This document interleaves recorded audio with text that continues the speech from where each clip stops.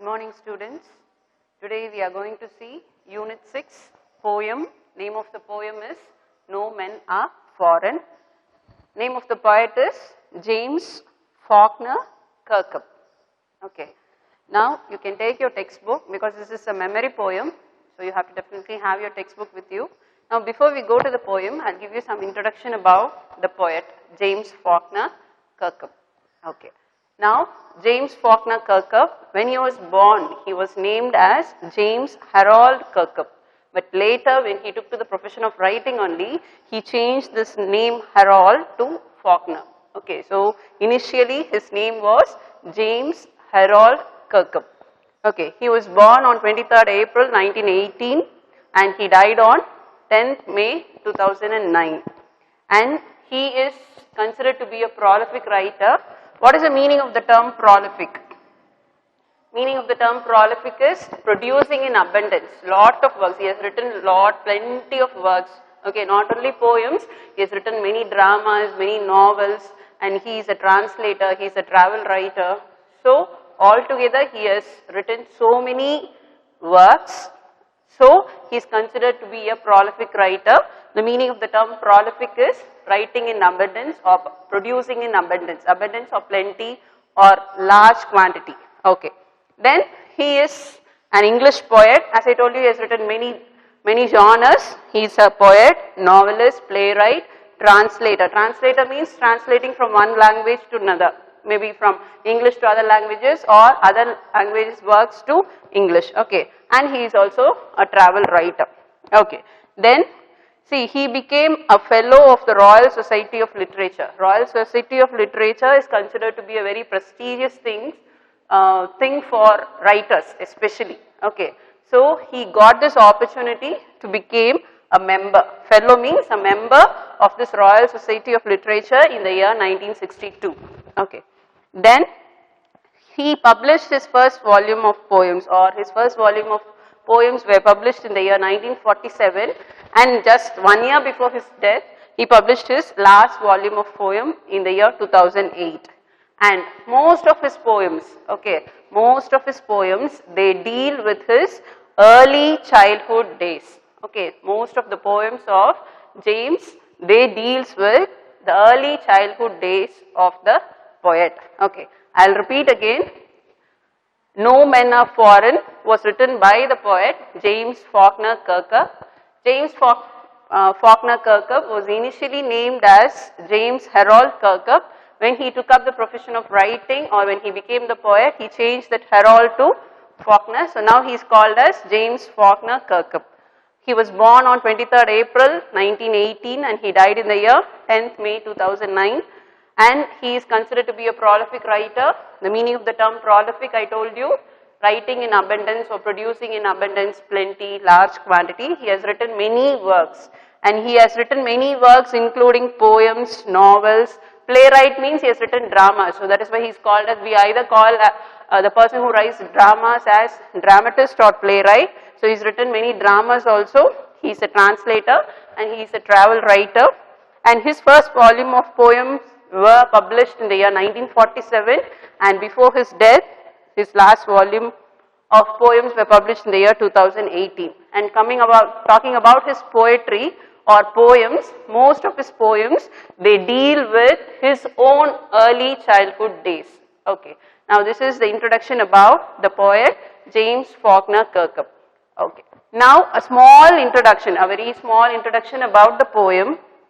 The poem, this is really a very beautiful poem because this poem teaches us how to be united, how to learn to live in unity without any discriminations, without any disputes. Okay, so this poem, if you see as a whole, the main purpose for the poet to write this poem was to promote the concept of universal brotherhood.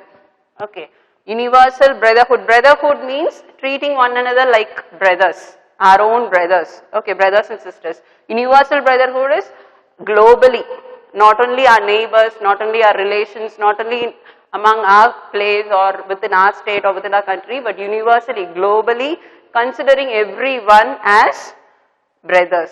Brothers means treating them treating each other like brother and sister. Okay, so the main purpose of writing this particular poem for the poet was to promote this concept of universal brotherhood. Why he did this, why he wanted to promote this concept of universal brotherhood was because this poem was written somewhere between 1940 to 1960, and this poem was published in the year 1966. So if you see that time, after the Second World War, the colonial nations, okay, there were many colonies, colonial nations were there. Those colonial nations were controlled, dominated and oppressed by their oppressors, okay, they are rulers. So these colonial nations, they want to get their own freedom. For example, if you take our country India, they wanted to fight against Britishers and they wanted to get freedom. It was all happening only during this time. So everywhere, all over the world, some revolt or the other was going on. So seeing all these things, he wanted to promote this concept of universal brotherhood, that is to treat everyone like our own brother and sisters. So that is the main reason for writing this poem. So that was why he wrote this poem during this time. This poem was written during that time when everywhere revolt was going on, like trying to fight or revolting to get back their own freedom from their oppressors, colonial nations or colonies. Okay, and this poem was published in the year 1966. So I'll tell you again about the poem. This poem promotes universal brotherhood. Universal brotherhood means treating everyone from the entire world globally like our own brothers and sisters without any discrimination, without any differences, treating everyone equally. Okay, that is in simple terms, treating everyone equally. Why he wanted to promote this universal brotherhood is, the time he wrote this poem was like that. Okay, when he wrote this poem, that time in the entire world, revolts were going on. What kind of revolts, or what was the reason for the revolts to go on? Because, for example, I told you, for example, India was ruled by Britishers. So India was one of the colonial nations. Okay, so India wanted to fight against Britishers and they wanted to get their freedom from Britishers. So Britishers were oppressing or dominating or ruling India. So like that, not only India, other colonial nations were also fighting against their oppressors, trying to get back their freedom. So everywhere only revolt was happening, one war or the other was going on. So he felt that that was the need of the hour, and so he wrote this poem. And this poem was published in the year 1966. Okay, now we saw the introduction about the poet and the poem. I told you this poem is on universal brotherhood. That is treating everyone equally like your own brothers and sisters without any discrimination, without any differences. Okay, so this is a poem of 20 lines. I have written only the first 15 lines. Another 5 lines I have to still write and explain you. So we'll just go into the poem. Remember, no men are strange, no countries foreign. If you see the poem as a whole, it has a very simple language. You don't have much complications here, no rich vocabulary is used, no flowery language is used. It is written in plain and simple English. So when you read it, you can understand. Okay, so first we'll go for one reading. Remember, no men are strange, no countries foreign. Beneath all uniforms, a single body breathes like us. A single body breathes like us. The land our brothers walk upon is earth like this, in which we all shall lie. So I think as I am reading, you can understand at least a little. They too, aware of sun and air and water, are fed by peaceful harvests, by wars, long winter, starved. Their hands are ours, and in their lines we read a labor not different from our own. Remember, they have eyes like ours that wake or sleep, and strength that can be won by love. In every land is common life that all can recognize and understand. Let us remember, whenever we are told to hate our brothers, it is ourselves that we shall dispossess, betray and condemn. So as I was reading, if you have noticed, there are no difficult words at all. Here and there you have 1 or 2 words, and I'll explain those words. You all shall lie, okay, fine. Okay. Long winter starved. His actual spelling is S-T-A-R-V-E-D. For poetical reason, they have just used this contracted form.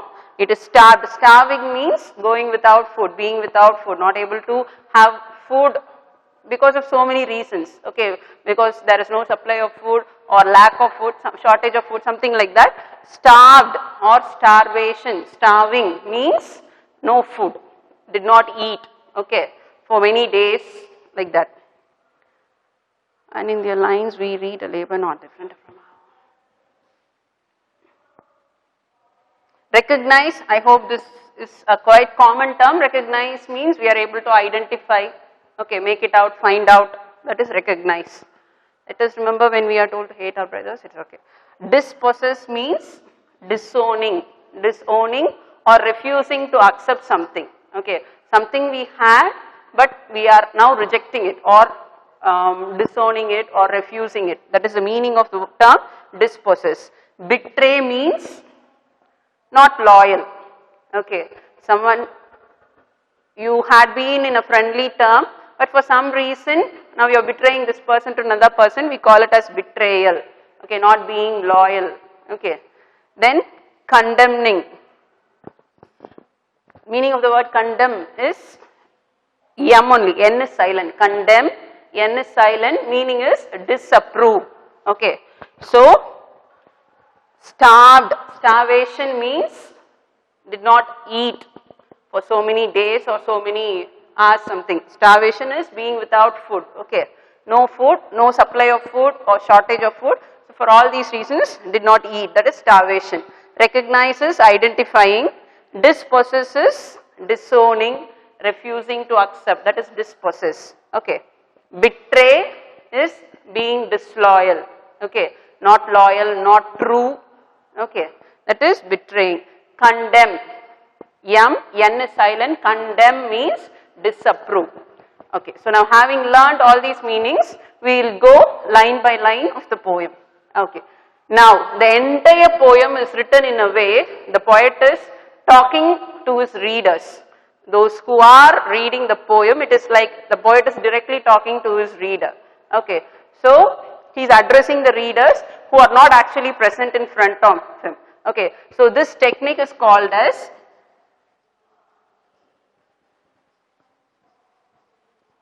so the entire poem is written in an addressing tone. The poet is addressing the readers or audience who are not physically present, who are absent. So that technique we call it as apostrophe. Okay. Remember, he's just as if he's talking, he's addressing, he's telling the readers, remember, no men are strange. Strange means no men are different. No country is foreign. Foreign. What do you mean by the word foreign? Foreign means which place we call it as foreign. If it is not our native place, if it is not our homeland, we call that to be a foreign land. Foreign disease we call, no, a disease which has come from other places, we call it as a foreign disease. So anything that doesn't belong to us or which is not part of us, we name it as foreign. So now, in the very first line itself, he has brought the everything or the crux of the poem.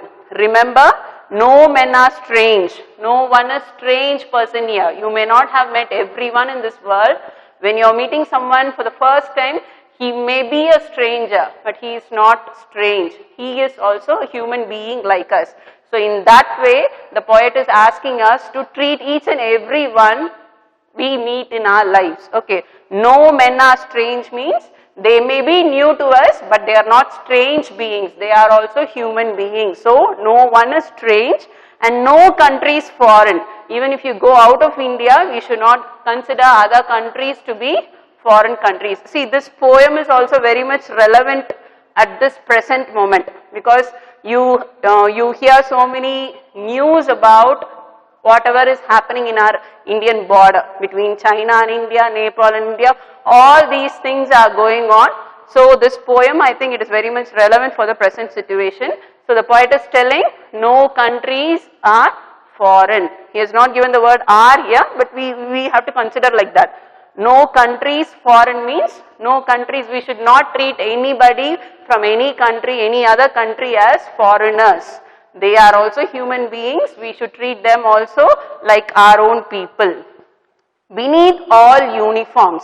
Okay, beneath all uniforms means here he is referring to the uniform that is worn by the soldiers. Okay, in army people, they have their own uniform, right?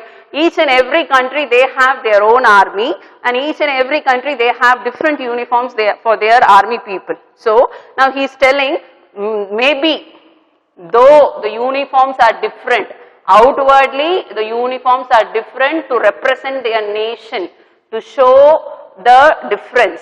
Okay, this soldier belongs to this nation, this soldier belongs to this nation. We are able to identify by the flag and the uniform they carry. But beneath means inside the uniform, what do we have? We have only human body. There is only a human being. Beneath all uniforms, a single body breathes like ours. As we are breathing only, that human body is also breathing. Okay, the uniform may be different, the uniform may represent different nation or different country or anything that is different, but basically beneath the uniform or inside the uniform, we have a human body which is also breathing very much like all of us. Okay, the land our brothers walk upon. See, this word land is very important here. Why this is very important? Only for this land, no, all these fights and wars take place. Okay, we fight. Okay, we say this is Indian border, they say this is Chinese border. Okay, that is the main reason for all the disputes that is going on. Oh, so all the fight, the main reason is we fight only for this land. Okay, the land our brothers walk upon is earth like this, in which we all shall lie. Okay, so he has brought in everything in the very first stanza itself. The land for which we are all fighting for. Okay, the land which is the reason for many war, which is the reason for many disputes, okay, which is the reason for many destructions. What is the poet telling? It may be, the border may differentiate between this country and this country. Okay, because of that border, we may call this as India and that as Pakistan, that as China and that as Nepal and that as Sri Lanka. But if you see the land as a whole, the land is nothing but it is the common earth that is common for all human beings. You cannot differentiate earth. You cannot say that you earn this earth. Earth is common for everyone. On this earth only we have set many borders and boundaries and we have given many names. Okay, so all these countries were divided only for the sake or the purpose of administration, for the sake of easy administration. It was very difficult to rule the entire world as a whole. So only for that purpose nations were divided, but that itself now have become a problem, because of which there are many fights going on. So he is telling, the poet is telling, the land, our brothers, here our brothers means it refers to the people from other nation. Okay, our brothers walk upon. Okay, the land in which our brothers are living, our brothers are walking, the other country people are living, the other country people are walking, is nothing but it is not a different land. They are not living in a different place or a different setup. They are also living in the land which is nothing but earth, the earth, our mother earth, which is common for everyone. Like this, in which we all shall lie. What is common thing about this earth? To this earth only, when we die we are going to go back, right? So when we are going to die, we will be going back to this mother earth. So that mother earth is common for everyone. So the poet is telling there is no need to fight for this land. This land, it's the common mother earth. So I will read the first 4 lines again. Remember, no men are strange, no one is a stranger, all are after all human beings like us. No country is foreign, no countries are foreign, it is just after all divided by boundaries, that's all, but we all belong to the same world. Beneath all uniforms, beneath all the uniforms, military uniforms, the military uniforms may represent different nations, but inside the uniform we have only human bodies. Those human bodies also, a single body, those human bodies also, they also breathe very much like us. Okay, they don't have a separate oxygen or they don't give out a separate carbon dioxide. Okay, what we inhale only they also inhale, what we exhale only they also exhale. So it is common for all of us. So inside the uniform we have a human being like us, so we should not treat them strangely.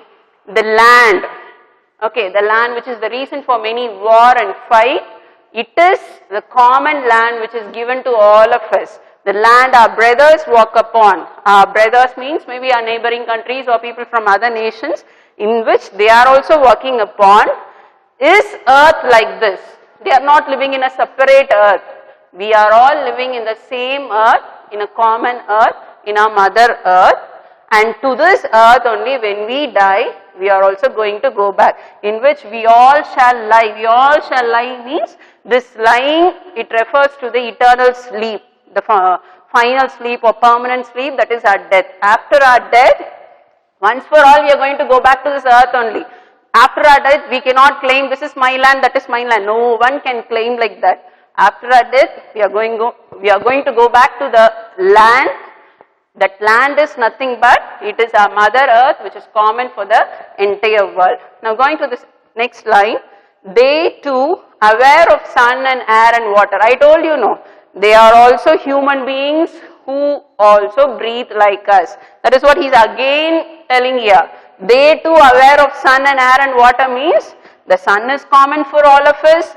Air is common for all of us, water is common for all of us. You cannot, when the sun is above you, you cannot say that the sun belongs to you. It is common for all of us. Same way, air is also common for all of us, water is also common for us. No one can own all these things like sun, air and water. Okay.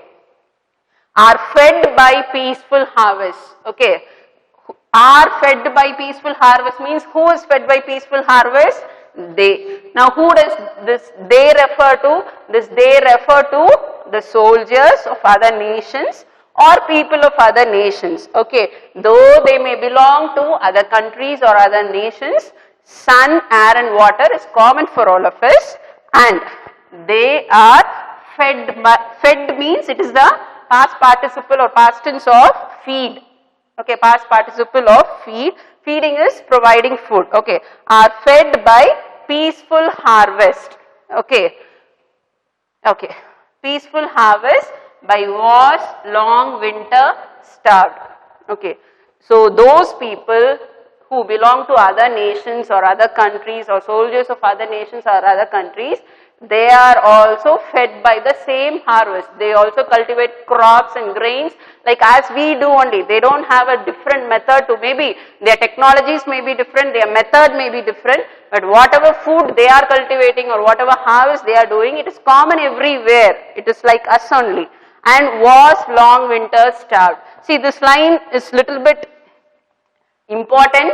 You have to notice or take note of certain things. This peaceful harvest and was long winter starved. Okay, starved, I told you the meaning is going on for days without food. That is the meaning of starving. Harvest means reaping. Okay, after a crop has grown or plant has grown or a grain has grown, farmers usually reap it, they pack it and they sell it, no? So that is meant by harvesting. Okay, so peaceful harvest means this peaceful harvest refers to the time when there is no war. So when there is no war, what will be the usual atmosphere or the situation? The entire nation will be at peace. Okay, we will not have any problem. So the farmers, they can do their work, they can do their farming, they can cultivate the crops, they can do their harvest. So everything will go on peacefully. Okay, so these people, though for whom also the sun, air and water is common, they also have peaceful harvest like us. Okay, and if there is war, they told you if there is no war, the entire condition will be very peaceful. But if there is war, wars, long winter starved, it will be like winter season. They are comparing here war to winter season. Okay, why war is compared to winter season? Usually what happens in the winter season, even if you take the story of ant, usually ants, no, they store food how much ever possible they want or they can, they store their food during the summer season, they store it for the winter season, because winter season food will not be available in plenty. You cannot do agriculture properly, farming properly, so that is not possible. Usually in winter season there will be shortage of food. The same is the situation even when war is going on. When war is going on also, we will not have a peaceful situation to go on with our regular works. See, now we have an pandemic situation now. Okay, we are surrounded by epidemic. We have a virus now. In this situation itself, for some days we did not have a normal life. Okay, all were inside our house. We were not able to do our daily things as we used to do. Even now the condition is like that.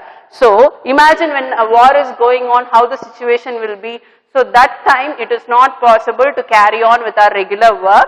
That goes very well with farming also, agriculture also. Okay, so even during the war time, food will not be available in plenty, or enough food will not be there. So because of shortage of food, or because of the reason that enough food will not be available, people will be starving. Many people will be starving. That is why war and winter season, they are compared or interrelated. Okay, during war time or during winter season there will be shortage of food. Okay, so what is the poet trying to tell here? They means, I told you, the word they refers to people of other nations. For them also sun, air and water is a common factor, and they also have peaceful harvest when there is no war or when it is summer season. But if there is war or if it is winter season, they will also starve like us. Okay, so again and again he is trying to tell that all of us, we have common things. So many common things we have. Okay, so instead of taking or instead of thinking about the similarities, why should we go on ponder about the differences, dissimilarities, and why should we wage war against each other? That is what he is trying to tell again and again. So one by one he is just listing out all the common things we all of us have on this Mother Earth as global citizens. Okay, then their hands are ours. Okay, those people, that is the people of other nations, the soldiers of other nations, they also have hands like us. They don't have a different hand where they have some 7 fingers or 8 fingers, or they don't have 4 hands. They also have 2 hands where they have 5 fingers or 6 fingers. Okay, so their hands are ours means they also have hands like our hands. Okay, and in their lines we read. In their lines means, see, usually in our hands we have some lines, no? So in those lines we can read. What can we read? A labor not different from our own. Okay, usually the people who are doing physical work, laborers, okay, laborers, if you see their hands, from their hands itself you can make out how hard they are working. Okay, so the poet is telling, if you see their hands are also very much like our hands, and if you try to read the lines from their hands, we can read that they also do the same kind of labor like we do. Okay, so far what are the common things he has told? They are not strange people, they are not different people. Though they belong to different countries, they are all human beings. So first similarity is all are human beings. Okay, so that is what? They breathe like us. Okay, they breathe like us. That is the second similarity. The land our brothers walk upon is earth like this. Okay, all of us, though they may belong to different nations or different countries, all of us are living in the same land, and that land, where is that land? It is after all on our Mother Earth, and this Mother Earth is common for all the people all over the world. So we are common as human beings, we are similar by the way we all breathe, and we are also sharing the same common Mother Earth. So 3 common things or 3 similarities. Next, we have the same sun globally, we breathe the same air, we have the same water. So again 3 things. Then the harvest which we do and the harvest which they do, it's all the same thing. And whenever we have starvation, they also have, maybe the seasons may be different. When it is winter season here, They may have some other season there, but winter season means it is starvation everywhere. If it is war time means it is starvation everywhere. If it is an emergency situation means it is a difficult situation everywhere. So all these things are common, and finally in this line he is telling the hands. Okay, human body itself common, as human beings itself we are all similar and common. Then finally he is just telling hands are also same. They don't have a different hand. Their hands are also very much like our hands. They have the lines, and if you try to read the lines of their hands, you can easily make out that they are also doing the same kind of work or labor like us. Okay, a labor not different from our own. It is not different from our own. So they are also not different from us. Okay, then going to the next line, remember they have eyes like us that wake. Now he is talking about eyes. Previously he spoke about hands. Now he is talking about eyes. They have eyes like us that wake. Wake means getting up from sleep. After your sleep we wake up now. So as we wake up from sleep, they also wake up from sleep. They don't wake up in a different way. They don't have a different way of waking up. As we wake up, they also wake up. So they have eyes like us which wake up as we wake up, or which sleeps like as we sleep. Okay, there is no difference between our sleeping and they are sleeping, and between our waking up and they are waking up. And strength. Okay, the next thing he is talking is the strength. So far he was talking about the physical thing, human body, okay, human being. He was telling about sun, air and water, land, all the physical things he was telling.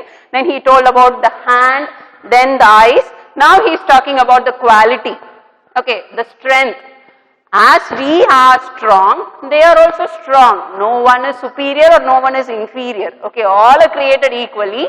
So, if we have strength, they also have strength. And what he is telling, that strength can be won only by what? Love.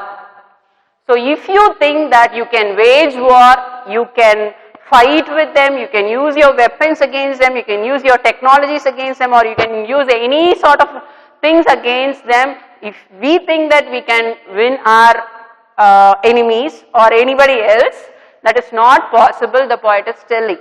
All are equally strong. Their strength may come out at one time or the other, but they also possess strength. They are also strong enough like us, and that strength or their strongness can be won only by what? Only by love and affection, only by being kind, only by being lovable, only by being affectionate. You can win anybody on this world, he is telling, on this earth he is telling. Okay. In every land is common life. Now, all together. So far he was listing out one by one. Okay, physically he started, then he came for the quality. Now, as a whole, okay, he is telling, in every land means every nation. In every nation, we have a common life. Okay, the life is common. That all can recognize and understand. Okay, life is common means everyone is born on this earth. When we are born, we have our childhood days where we are sent to schools, we have our education. After we complete our education, we have to go for jobs. After that, we get married, we have children, then again we take care of the children grow. This becomes the life process or life cycle. This is common everywhere. So that is what he is trying to tell.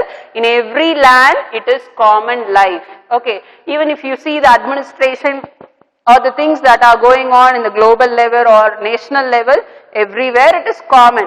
But the people who is ruling is different and the way they are ruling is different. That's all. That is the only difference. But the life is, it's a common life. It is God-given life.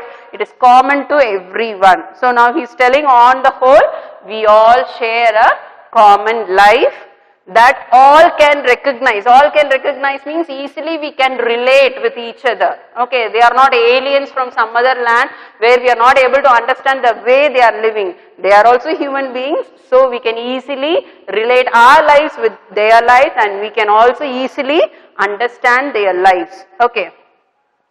Let us remember whenever we are told. He is giving here a piece of advice.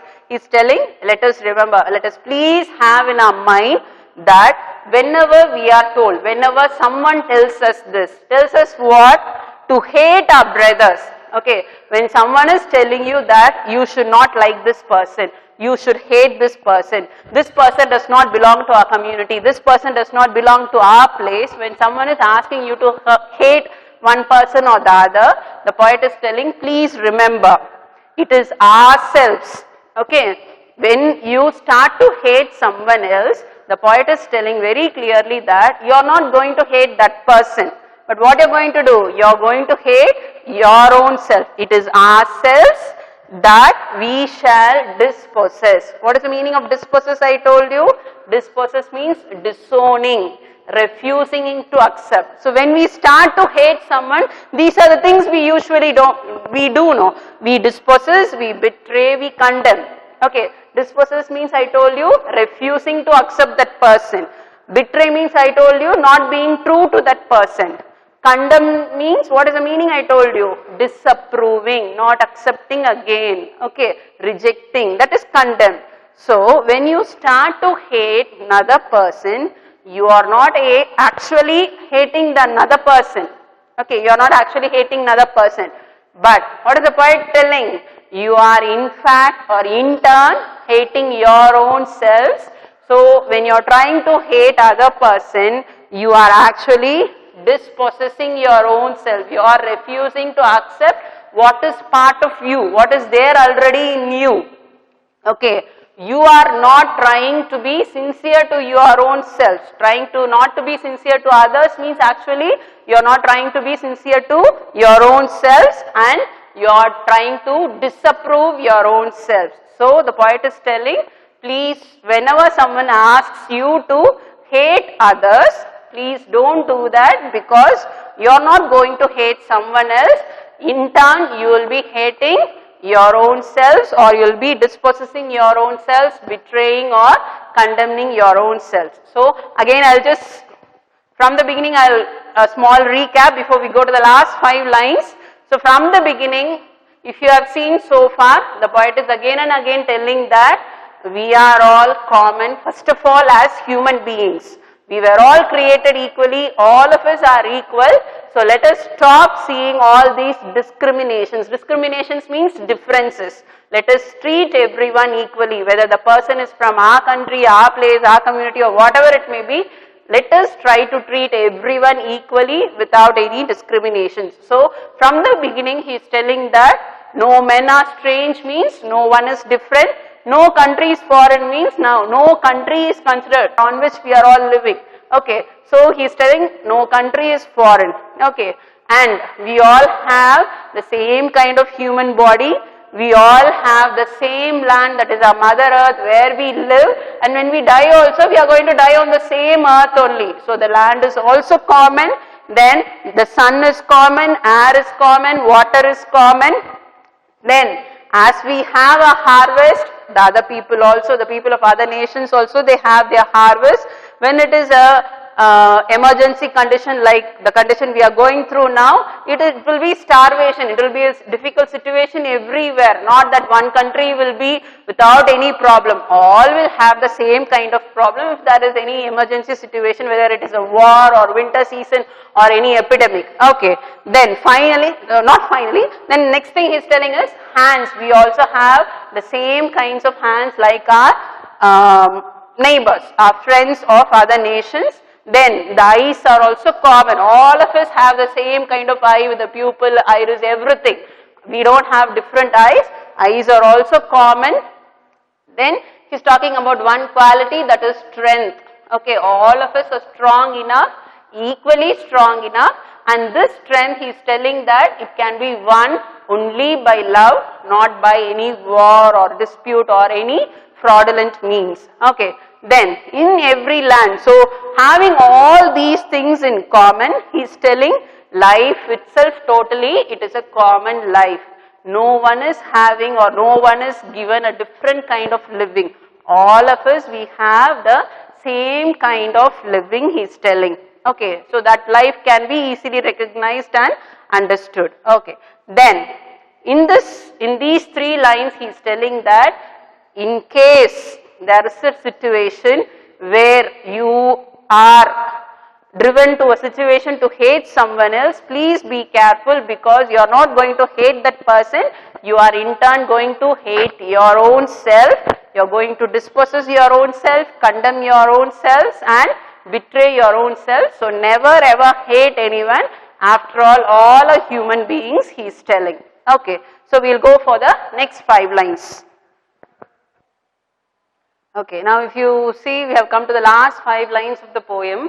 In the previous lines, if you remember, the poet has told us that not to hate anybody, because if we start hating anybody, it is not actually we are hating someone else, we are hating our own selves. In continuation with that, he is telling, remember everything. He is just giving us like a warning, asking us always to remember, remember, remember. Okay, remember, we who take arms against each other. Okay, arms means, it may mean physical fight, or here it may also refer to weapons. Okay, whenever we are going to fight physically with someone else, or whenever we are going to use weapons against someone else, against each other, okay, remember, it is the human earth that we defile. Okay, the meaning of the word defile is damage, destroy. Okay, our human earth is full of natural things, natural sceneries, it is full of green, fresh, it is beautiful everywhere. But imagine when war is going on and people are using so many weapons, bombing, all that, what happens to our human earth? It will be damaged, no? So the poet is telling, if you are going to take arms, arms means either physically fighting or using weapons to fight against each other, what we are actually going to do? It is, we are actually going to defile, we will defile the human earth. Defile means, I told you, damage or destroy. So, if you are going to wage war using weapons or simply fight also, you are going to cause destruction only to the mother earth first of all. Okay, then our hells of fire and dust. This our hells of fire and dust means he is actually talking about war only. This war only, he is calling it as hells of fire and dust. Okay, why he is calling war as hells of fire and dust? Situation will be like as if we are in hell. Okay, a total state of confusion. Okay, no peace will be there. It will be all only confusion, chaos, calamities. Okay, lot of struggle. So it will be like hell. What is this fire and dust? Fire means he is indirectly referring to what? The weapons that will be used in a war. So when you use weapons like guns or bombs, okay, what happens? They will create dust in the air. Okay, so a hells of fire and dust means he is referring to only the war time. Hell refers to the situation that will be there when war is going on. How the situation will be when war is going on? It will be like we are in hell. Okay, the situation will not be a peaceful one. This fire and dust refers to, this fire refers to the weapons which are used for firing, bombing, shooting. Okay, when you use these weapons, automatically dust will be produced. So, hells of fire and dust, he is only referring to the war. Hells of fire and dust outrage the innocence of air. Outrage the innocence of air means spoiling. Spoiling the innocence of air means, what is meant by innocence of air? Innocence of air is purity of air. When you have dust, when you have pollution, automatically the purity of air will be spoiled, polluted. So, outrage means again spoiling, polluting the innocence of air, that is everywhere our own. The air belongs to us only, but if you wage war, if you fight with anyone through war, we are not going to gain anything. There will be no profit at all. Maybe one country may win, but before that victory is achieved, what will happen in the process of the war?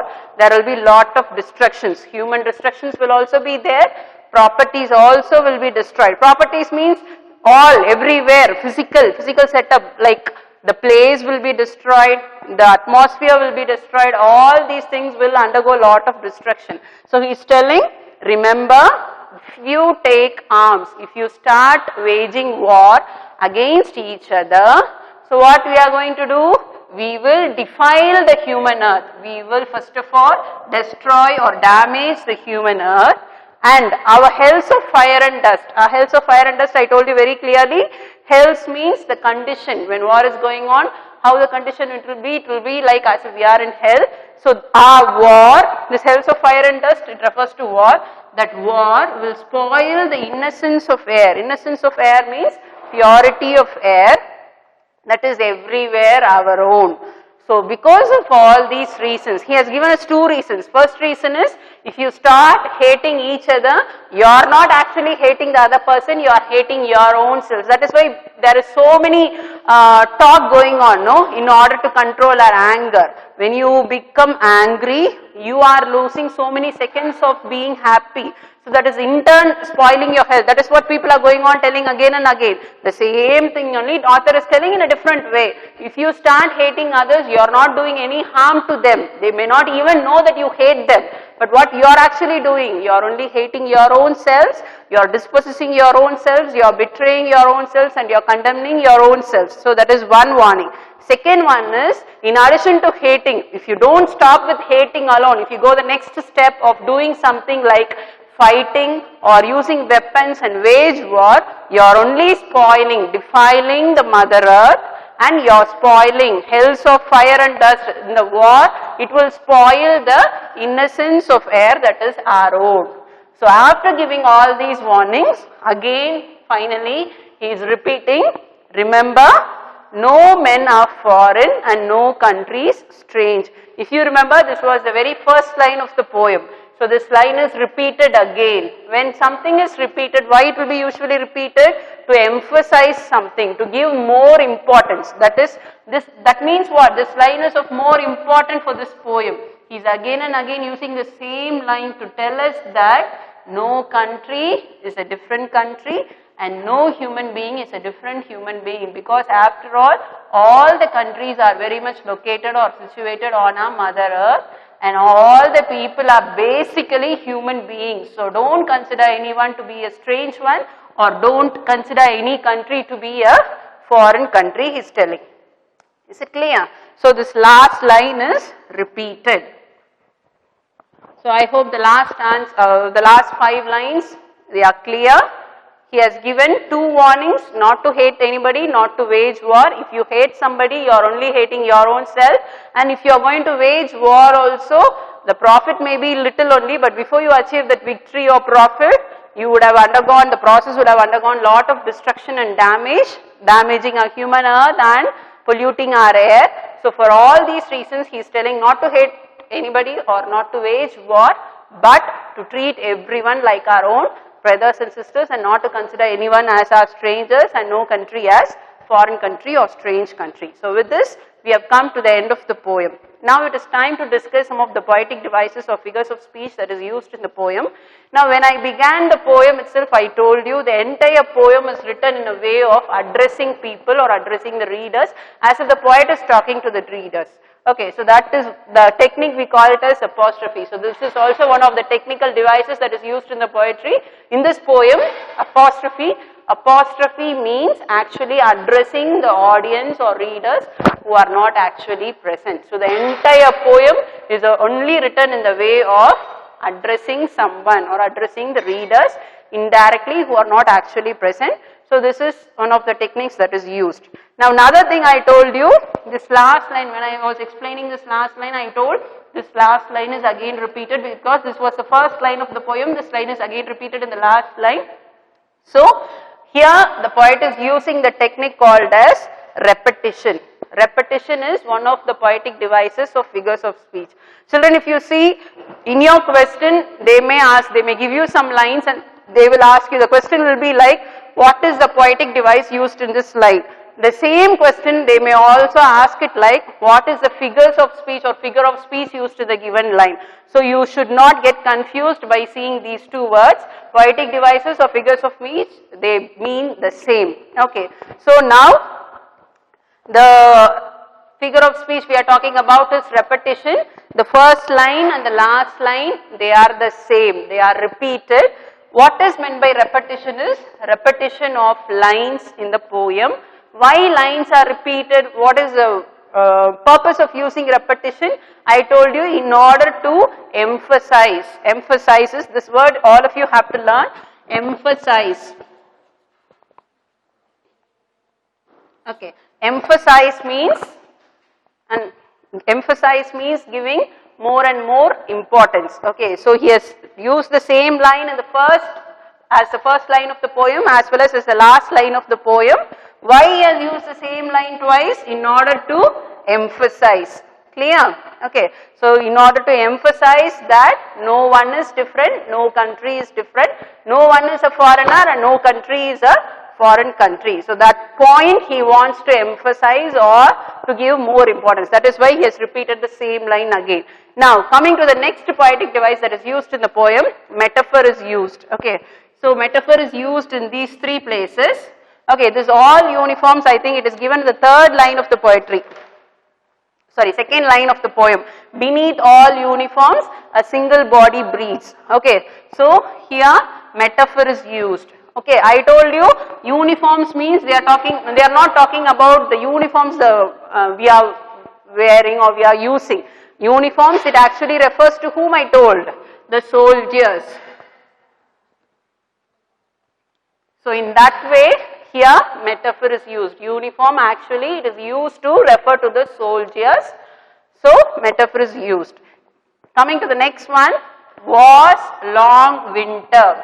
Okay, when I explained this itself, I told you war is compared to winter season. When you read this line, you may think that war's long winter means when war is going on, winter season comes. We may think like that, but nothing like that. War is compared to winter season or winter season is more or less, both are related. Okay, so that is the comparison here.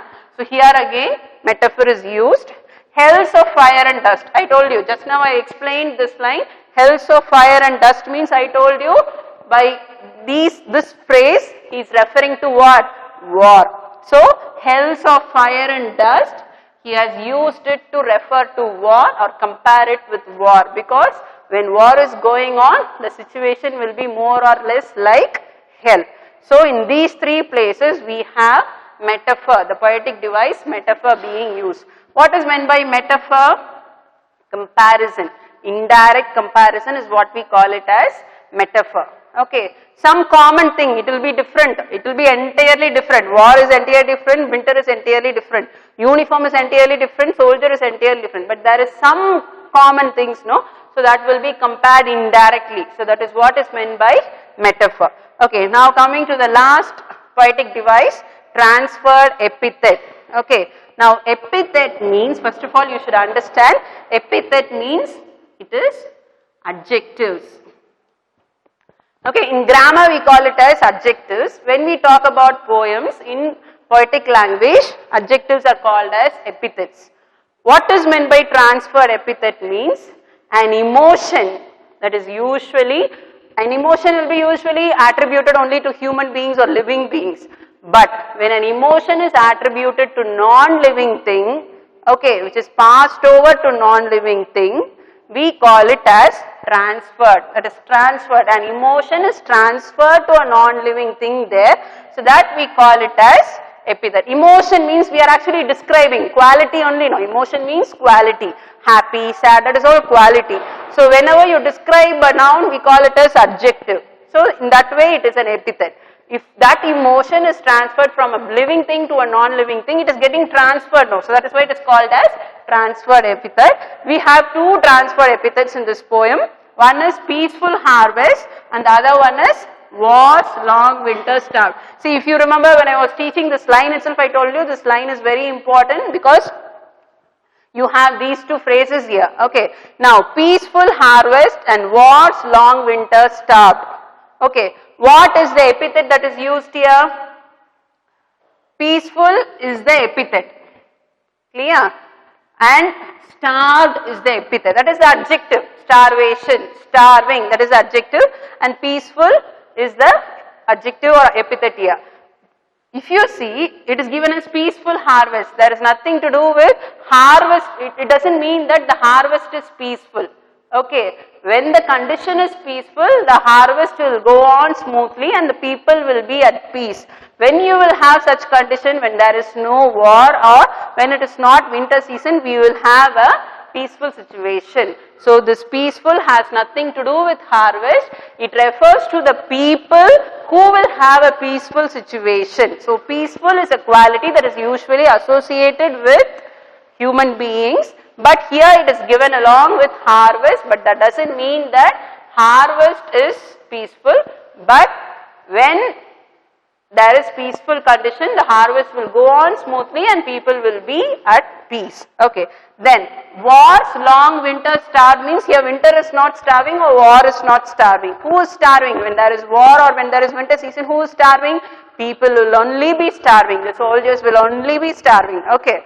So, again, starving has nothing or starved has nothing to do with winter or war. It is again attributed to only people who are starving because of war or winter season. So that is the adjective here. Here it is transferred or here it is given next to a noun which has nothing to do with this adjective. So that is why here we say transferred epithet is used. So these are some of the poetic devices we have in this poem. First one is apostrophe. Apostrophe means, I told you, addressing people who are not actually present. Second one I talked about is repetition, repeating words or a line in order to emphasize or give more importance to that point. Okay. Then we saw metaphor. Metaphor is comparing between two completely different things or qualities, but there will be some commonness. Okay. Then transferred epithet means epithet is adjective. Here we are talking about some emotions or qualities, particularly emotions. When an emotion is transferred from non-living thing to living thing, we call it as transferred epithet, and in this poem in two places we have transferred epithet with used. Okay. So with this we come to the end of the poem, and children, please remember this is a memory poem and you have to memorize the entire poem. Okay. Thank you and all the best.